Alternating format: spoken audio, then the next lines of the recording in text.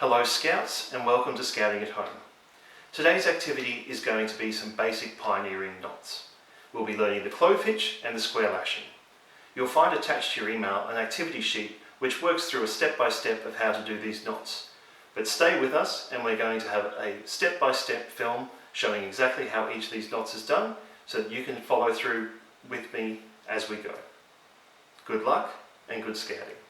To tie a clove hitch we're going to need a pole and a lashing. To start, we take our lashing and we place it over the top of our pole and wrap it underneath. We come up on one side of the rest of our rope there, the body of our rope, and then we go over the top again and come up on the other side. So you'll see that we're on one side and then on the other. Then all we need to do is tuck it underneath itself and pull tight. You'll see the two tails coming out either side with a crossover in the middle. That is our perfect clove hitch.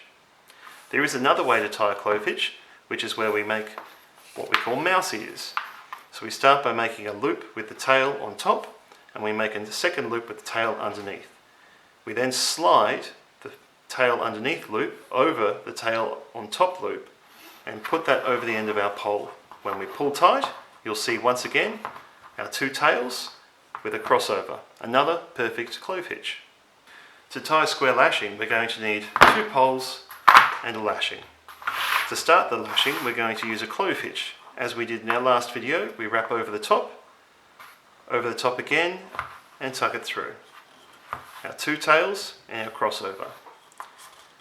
If we were putting up a Queensland Patrol tent or building something like a tower, this would be on our upright and it would be below our knot. So when we place our perpendicular pole, we're going to go up and over, keeping straight lines. As the name square implies, it's always straight lines. As we go around the second time, we're going to go on the inside of our clove hitch and we're going to tuck the tail in so that it gets caught underneath our rope. As we go over the top, we're going on the outside. So we will continue that on the inside, then on the outside. As we go around, we go 3 times. Each time we go around, we must make sure that we're pulling it very, very tight to make sure that it's as secure a lashing as possible. Once we've been around 3 times, we're going to pull very, very tight, and we may even get a friend to help us by turning the pole to get rid of any slack that may have been left in there. We're then going to take the rope sideways into a frap which runs around the middle between the two poles, again pulling really tight as we go. Our clove hitch started here. Our frapping will start on the perpendicular, finish on the perpendicular pole. We wrap around and tuck through itself.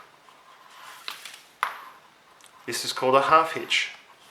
If we do this a second time, the two half hitches go together to make a clove hitch. And that is a square lashing.